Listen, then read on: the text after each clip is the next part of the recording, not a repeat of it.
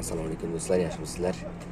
Xullas, kislorod bilan ishlagan elektr energiya generator loyiham borligi tufayli ushbu loyihani amalga oshirish uchun kuzatuvchilardan ham yordam kutib qolaman. Bu qanday ishlaydi, ishlashini aytib o'tirmayman, lekin oz-moz tushuntirib berib ketaman. U asosan shu siqilgan kisloroddan energiya beradigan loyiha.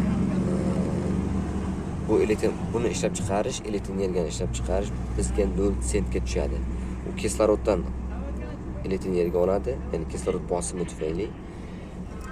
Yaxshi tomoni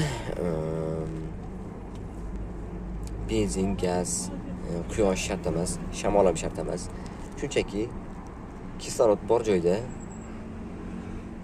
hozir kislorod yo'q joyda o'zi yo'q.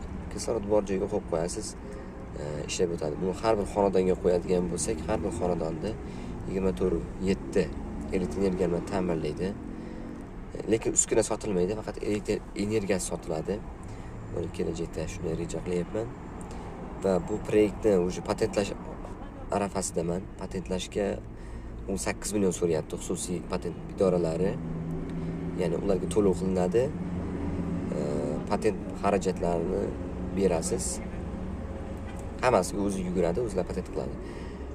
Agar o'zim yuguradigan bo'lsam arzonga tushadi, lekin tushunmaydigan joylar ko'pligi tufayli bunda biroz qiyinchiliklarga yuzaga kelishi mumkin. Shu tomoni bor. Keyin bu bizga nima beradi? Agar chekka qishloqlarda gaz yo'q, svet yo'q, xonadonlarda qo'yish imkoniyatini beradi. Agar buni amalga oshiradigan bo'lsak, uje asta-sekinlik bilan O'zbekistonda elektr energiya muammosini hal qilish mumkin. Katta firma yoki kompaniya maqomini olib turib, faqat mablag' tomonlama menda muammo bo'lyapti. To'g'ri, investorlar chiqyapti, shartlar bilan chiqyapti. Misol uchun foydani 70% yoki bo'lmasa reytingda tayyor bormi? Tayyor bo'lish uchun ham menga investor kerak-da. Chunki uni kichik maketini yasash ham kamida bitta 2000-3000 dollar atrofida mablag' ketib qolishi mumkin. Shu tomonlama meni kuzatuvchilarga iltimos, agar tanishlaring bo'ladigan bo'lsa, taklif qilib ko'ringlar. Moliyaviy tomondan imkoniyati bo'ladiganlar bo'lsa.